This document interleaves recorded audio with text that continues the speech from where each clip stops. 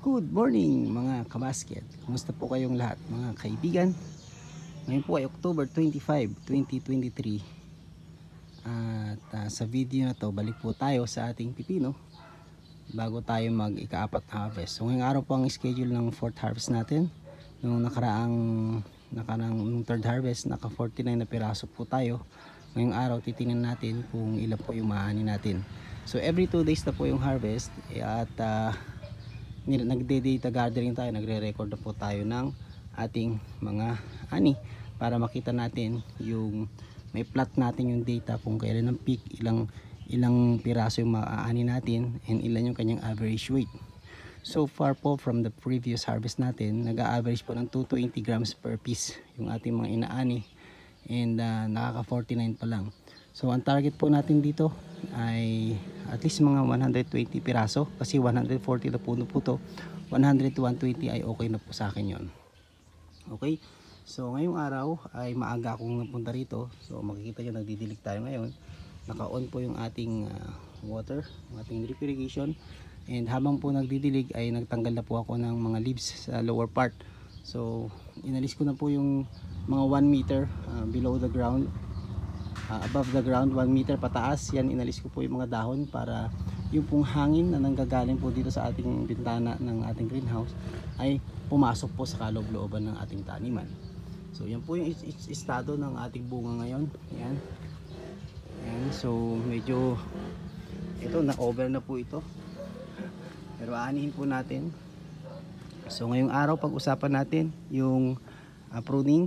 Yan, nag-aalis pa rin po ako, tuloy-tuloy po pa rin po ako sa pruning dahil tumadami po yung dahon dito sa ilalim and gusto ko po kasi na malinis yung ilalim para po yung hangin na manggagaling po dito sa ating bell pepper mula po doon po kasi source ng hangin natin dire-diretso po yan sa loob. Okay, para iikot po sa ilalim ng ating canopy, hindi po mai-stuck yung moist dun sa mga leaves. So in that way, makokontrol po natin yung humidity ng ating tanim. Maiiwasan po natin yung madali ang paglaganap ng fungus. So yun po yung ating strategy. Ano po? So yan, binidyo ko to bago mag-harvest kasi mamaya pag nag-ani ako mawawala na po yung ating harvest yan. Hindi ko alam kung ilan yung ating mapipitas ngayong araw. So siguro i-update ko na lang sa next video natin 2 days from now. Okay? So yan, tuloy po tayo. Insekto, meron ako nakikita mga langgam na gagapang-gapang sa ating tanim. So sinyalis po sa akin yon na umaatake or pumuposisyon yung mga langgam. Nagdadala po sila ng mga aphids, kaya't nagkandak na ako ng pruning. So basically po yung pagpupruning ko is preparation para sa aking preventive spray. Matagal-tagal na po tayo bago nung huli tayo nag-spray ng aphids. So ngayon magkakandak po ulit tayo ng aphids spray. So yun lang ating solution, Lanate Telluride lang saka score na fungicide, yun po ang i-spray natin. Okay, so ayun sila yung mga langgam. Yan. So tingnan natin yung ilalim ng dahon. Pero ito yung pinag-alisan ko kanina. May mga nakikita ko yun Ayan May mga itlog ng aphids po siya lang nilalagay sa ilalim ng dahon, kaya inalis ko na agad. Mamaya itatapon ko po yung mga pinag-pruning ko na, lalagay ko sa compost and then bubulukin natin. Lalagay ko sa sako, actually din sako tatalian para hindi makalabas yung mga aphids doon and then makompost na siya. Okay, so pruning and then mag-i-spray po ako siguro mamayang hapon or bukas ng umaga. Pahingayin ko lang muna yung halaman para hindi siya masyado ma-stress. Then dilig, then magbibigay tayo ng fertilizer po uli. So every other day or daily po yung aking bigay ng fertilizer, pero mahinang dosage lang, almost 1/2 dosage lang po siya. Sinusunod ko siya sa pagkapatubig ko. So either isunod nyo sa patubig or iuna nyo sa pagkapatubig para diretso po sa loob ng lupa yung inyong mga nutrient solution. Okay, in this case po inuna ko po yung pagpapatubig para basa po yung lupa. Pag na-activate po yung nutrient, mas mabilis pumasok po sa ugat yung ating mga nutrient solution. Ngayon, ano pa ang ating pag-uusapan? Ayun nga, fourth harvest and pruning po tayo. At tapos, i-share ko sa inyo kung paano ako magtitimpla ng nutrient solution after, siguro sa later part ng video na to, para ma-demonstrate ko, ma-illustrate ko paano ba ako nagpapataba. Ano yung mixture or yung aking nutrient solution mixture at ano yung ginagamit kong pang mix. Okay, so yan, maganda na siya. Marami na nakikita ang bunga, naka-forma. Ayun, ang ganda pong tingnan. Yan, so bibilangin natin mamaya ano kaya mag-harvest na kaya ako ngayon habang nagpa-vlog tayo, no? So pwede siguro, kaya lang hindi po ako makakapag-focus sa topic kapag po ganun ginawa ko. So nag-pruning ako ng umaga, nilagay ko sa ilalim yung mga leaves and then pupulutin ko mamaya after ko magawa itong video na to. Then nilalagay ko lang po siya dun sa ating compost area. Okay, so either ilalagay ko sa sako or ipapatong ko dyan, isa-sandwich ko sa mga kamatis or something para dyan po siya mabulok. Okay, ganun lang po. Ano lang po tayo, cut and drop lang po yung ginagawa natin composting, nothing complicated, para po mas madali pong mai-implement, no? Ganun po kasi talaga yung technique. Huwag po natin makomplikaduhin para mas marami po tayong magawa. Okay, so ano pa po ba? Wala pong question. Kung may question po kayo sa pagtatanim natin ng ating pipino, comment lang po below at sasagutin po natin. So ang pipino po natin na ito ay ika 60 days na po niya, at ngayon po ang ika 4th harvest. Every 2 days na po tayo nag-harvest. Okay, so tuloy pa rin po ang pagtatanggal natin ng mga talbos sa taas, yung mga kaya ko lang abutin. Okay, pero pag hindi ko na inaabot, hinahayaan ko na. Okay, hayaan na natin siya, magbunga. So basically po yung ating halaman, kung mapapansin po ninyo, pag sinilip nyo po sa ilalim, tagusan po yan. Ayun, diba? Kaya inaalis ko yung mga down sa lower part, para gaya ng sinasabi ko, ano kasi yung ating mga hangin, source ng hangin sa kandon. So para pagpasok po ng malamig na hangin dito, shoot po dyan sa mga ilalim ng canopy, madidistribute po sa ating halaman. So that way po, hindi po masyadong tataas yung RH, or hindi po ma-affect, hindi po magkakaroon ng abnormal RH, or mariregulate natin yung relative humidity ng ating halamanan. Ang RH po ay isang malaking factor para sa mga sakit sa ating mga vines upang mag-propagate or mag-thrive. So ginagawa natin at as much as we can, no, hanggang sa abot ng ating makokontrol, ay mini-make sure natin na hindi maging kaaya-aya yung environment ng ating pipino sa mga fungus, bacterial diseases. Kaya yan po yung ginagawa natin. So ano po tayo, massive pruning po talaga. Okay, so ngayon po ang ikalawang time na nag-prune, and then after po ng pruning, syempre mag-i-spray po ako ng fungicide. Sasabayin ko na po ng insecticide para po sa preventive lang po tayo, preventive measure, para maiwasan natin agad yung pagdami ng aphids. Yan, nauulit ko na ba? Nauulit po tayo, ano po? Okay, so ano po ba at paano ba ako maghalo ng nutrient? So balik po tayo rito sa ating haluan ng nutrients. So ganito lamang po, meron po akong dalawang container o PET bottle. Okay, nilalagyan ko lang po ng tubig yan, and then nagmi-mix ako ng parang AB sa hydroponics. AB, yung A natin NPK, yung B natin yun po yung micronutrients or yung ating calcium. So in this case, ang aking pong A ay papakita ko sa inyo, Unique 16 po ng Yara. Yan po ang ating A. Yan, lagay natin dito, and then hinahaluan ko siya ng muriate of potash para magkaroon ako ng parang Yara Winner. So kung meron po kayong Yara Winner, pwede na kayong gumamit ng Yara Winner. Yan. And then sa aking B solution ay ina-alternate ko po itong dalawa. Ito po ay guano.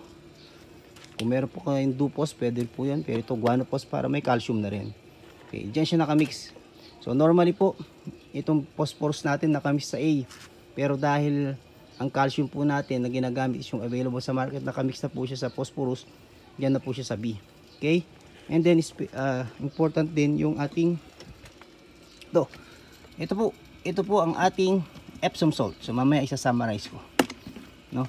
Isa-summarize natin, and hopefully maintindihan niyo po yung ating mixture. So simple lang. So ito pong Epsom salt, nakalagay po siya sa A. Yan. So yung yon ay A, ito ay B. Ngayon, nagmi-mix din po tayo ng mga seaweed fertilizer. Katulad po nito, Kelpak. Yan, seaweed fertilizer source. Nilalagay po natin yan sa A. Yan. And then, ano pa? Ito pong ating Serenade biofungicide. Yan, isa din nihalo po natin yan sa A. Okay, paano ang mixture? So ito po ang mixture. Isang drum, no? Ang mixture po niyan ay 200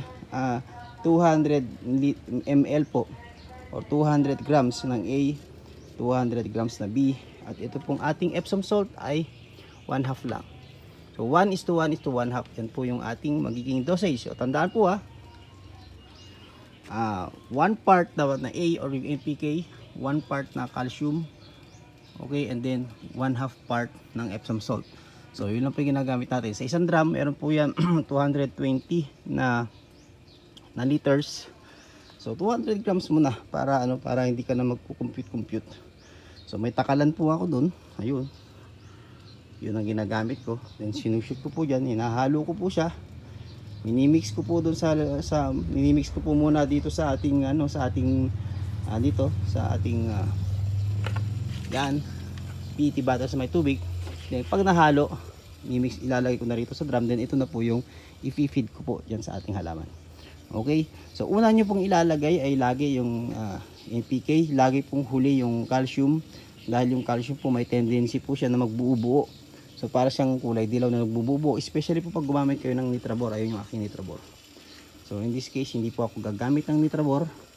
Ang Nitrabor po ay nitrogen plus boron plus calcium. Yan po yung ng Nitrabor ng Yara. Dahil ang gagamitin ko na po ay yung phosphorus at calcium. So dito po sa pipino, ayaw po niya ng maraming nitrogen. Diba? Ang gusto niya konting nitrogen at marami sa phosphorus at potassium. Kaya pumili tayo ng granule na mataas ang potassium. Ito 44% potassium to. And then nag-a-add tayo ng 1/2 dosage ng muriate of potassium 0060. So parang nakapag-add tayo ng 30 na potassium, then 16 naman yung ating unique 16. So 16 plus 30, yun po yung nagiging combination ng ating fertilization. So konti lang yung nitrogen, hindi ako nag-add ng nitrogen, pero marami po sa phosphorus at potassium. And then syempre, mag-add po kayo ng seaweed fertilizer para sa trace elements and micronutrients, and then Epsom salt para sa ating magnesium. Okay, so yun po ang aking nutrient solution na ina-apply. Again, nilalagay ko muna doon yung 200 grams, tig to 200. So ibig po sabihin guys ng 200, ito combine to 200 So pwede pong nito, 1/3 po na pag sa 200, 1/3 po na to, 65 ganoon, mga 63 grams na muriate of potash din. Yung the rest is unique 16. Then saka natin mimix po natin doon, saka natin hahaluin, then ibuhos sa drum. Then ito namang ating phosphorus is 180 grams or 200 grams, lagay natin doon, i-mix natin, saka natin lagay sa drum. Then maglagay kayo ng ilan, kalahati lang po nito So kung 100 grams na po dapat ng Epsom salt. So 10 kutsarita, 10 kutsara ilagay niyo po sa isang drum.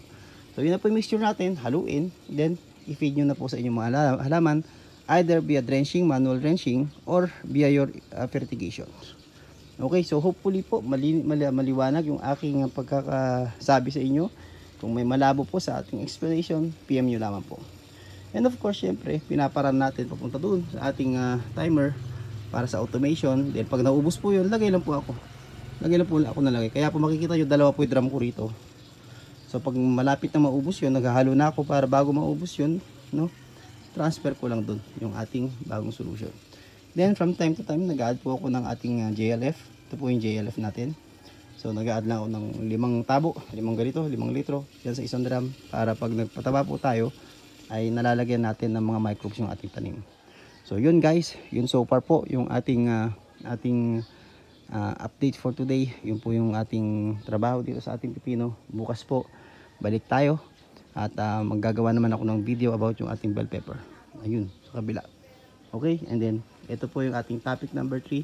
So abangan nyo po yan guys, tune in na po kayo at magkita-kita po ulit tayo sa susunod na video. Maraming salamat mga kaibigan. See you again sa next video. Bye bye.